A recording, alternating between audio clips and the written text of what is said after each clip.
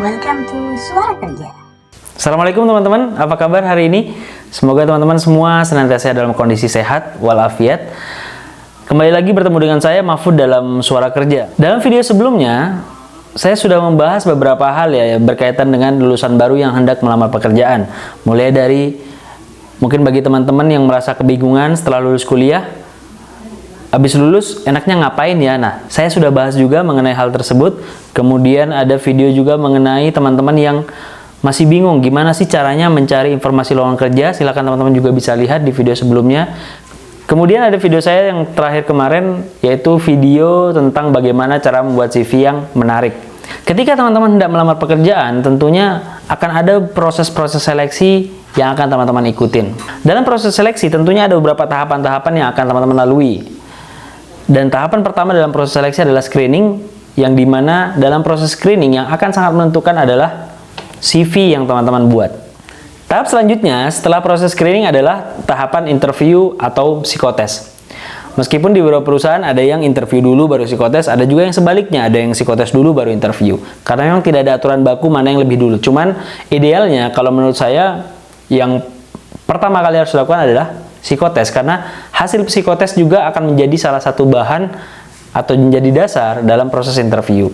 Karena dalam proses interview, salah satu hal yang harus dilakukan adalah melakukan klarifikasi terkait hasil-hasil tes psikologi yang telah dilakukan oleh si kandidat. Oleh karena itu, dalam sesi kali ini, saya akan sharing kepada teman-teman mengenai psikotes. Gimana sih caranya biar teman-teman bisa lolos psikotes? Sebelum nanti saya paparkan beberapa contoh-contoh soal psikotes yang cukup sering digunakan oleh perusahaan-perusahaan dalam proses seleksi, teman-teman juga perlu tahu apa sih kegunaan psikotes ini. Jadi psikotes ini secara garis besar itu memiliki dua tujuan, teman-teman. Tujuan pertama yaitu tujuan untuk mengenali kemampuan kognitif kandidat, dan yang kedua adalah kemampuan afektif dari kandidat. Bahasa sederhananya, kalau kognitif itu lebih berhubungan sama IQ, kecerdasan, mental. Nah, itu bisa dilihat dari kemampuan IQ-nya ini.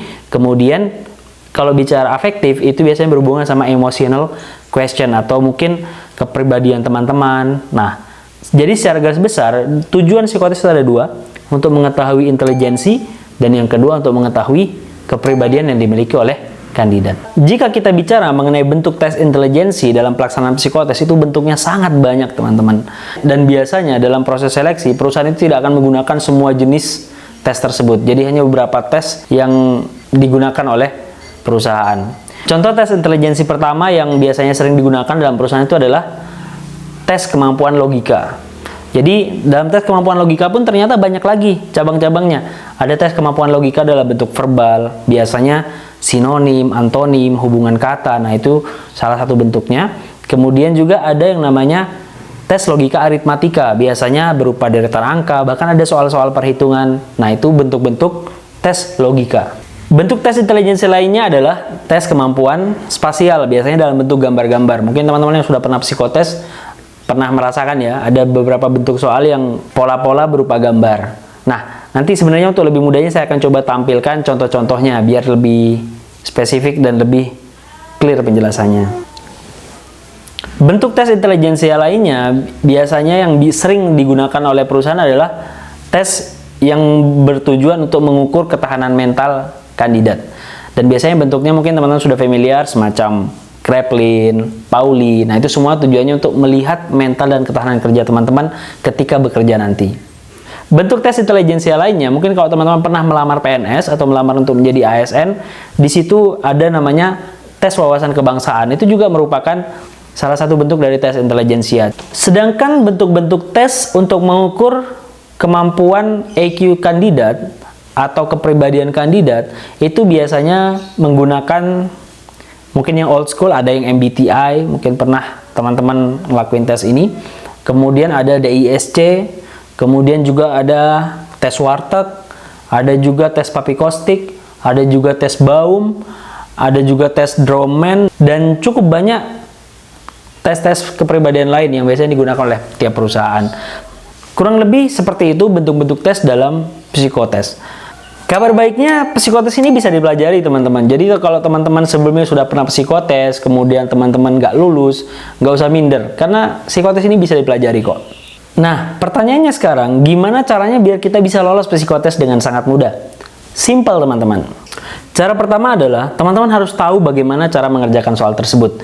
Nah, bagi teman-teman yang mungkin baru lulus kuliah, atau mungkin baru pertama kali akan psikotes, teman-teman saran saya adalah, coba kepo-kepoin di internet bentuk-bentuk soal psikotes ini. Ada beberapa situs yang mungkin teman-teman bisa kunjungi. Bisa proprofs.com, kemudian juga bisa latihanpsikotes.com, bisa juga psikotesu.com, bisa juga tipscv.com, bisa juga ggkarir.com, dan masih banyak situs-situs lain yang mungkin teman-teman bisa kunjungi. Jadi tujuannya adalah biar teman-teman terbiasa dan tahu, oh, bentuk-bentuk psikotes itu seperti ini. Jadi jangan sampai teman-teman ketika psikotes on the spot, teman-teman kaget, oh, bentuk psikotes itu seperti itu ya. Nah, jangan sampai teman-teman seperti ini. Jadi teman-teman harus setidaknya mengenali atau tahu dan familiar dengan beberapa jenis tes. Dengan teman-teman mengenali jenis-jenis tes tersebut, akhirnya teman-teman akan tahu, oh, ketika saya dapat soal seperti ini, cara mengerjakannya seperti ini. Ketika saya mendapatkan soal seperti ini, cara mengerjakannya seperti ini. Itu sangat penting untuk teman-teman ketahui. Jadi, cara pertama adalah biar teman-teman bisa lolos psikotes, ketahui bagaimana cara mengerjakan soal psikotes tersebut. Cara kedua agar teman-teman bisa lolos proses psikotes adalah teman-teman harus bisa memanage waktu dalam proses pengerjaannya. Tips paling sederhana dalam memanage waktu dalam pengerjaan tes ini adalah kerjakan yang mudah dulu. Jadi meskipun urutannya misal 1-30 soal, kerjakan yang misal nomor 1 susah, kerjakan nomor 2. Misal soal nomor 2 juga susah, kerjakan nomor 3. Jika ternyata 5 soal pertama susah semua, kerjakan langsung nomor 6. Jadi tidak perlu mengerjakannya secara berurutan. Jadi kerjakan yang mudah dulu. Tips ini sangat sederhana namun efeknya sangat luar biasa, teman-teman. Karena kenapa? Karena hampir mayoritas bentuk psikotes itu ada batas waktunya. Jadi selain teman-teman mengerjakan soal tersebut menggunakan IQ yang teman-teman miliki, juga akan berkejaran dengan waktu yang sangat terbatas. Oleh karena itu, cara kedua agar teman-teman bisa lolos dalam proses psikotes ini adalah memanajemen waktu pengerjaan psikotes teman-teman. Cara ketiga agar teman-teman bisa lolos proses psikotes adalah be yourself. Iya, be yourself, teman-teman. Menjadi diri sendiri. Khususnya untuk soal-soal yang berhubungan sama tes kepribadian atau emotional questions. Soal-soal tersebut harus teman-teman jawab sesuai dengan kondisi teman-teman. Jangan sampai mengada-ngada. Karena alat-alat tes kepribadian ini dapat mengidentifikasi teman-teman ketika jawaban-jawaban dari teman-teman itu tidak konsisten. Tidak konsisten menunjukkan bahwasanya teman-teman menjawabnya ragu-ragu. Ragu-ragu berarti mengindikasikan teman-teman menjawab tidak sesuai dengan real kondisi yang ada. Dan masih banyak cara-cara lain tergantung dari jenis soal yang akan teman-teman dapati. Namun secara garis besar, 3 cara ini adalah cara kunci agar teman-teman bisa lolos psikotes dengan sangat mudah. Kurang lebih itu yang ingin saya sharingkan dalam video kali ini. Saya berharap dan berdoa ketika teman-teman psikotes nanti, teman-teman bisa lancar dalam proses pelaksanaannya. Setidaknya dengan persiapan-persiapan yang telah teman-teman lakukan, salah satu bentuk persiapannya adalah dengan menonton video ini secara penuh, akhirnya teman-teman bisa lolos proses psikotes tersebut.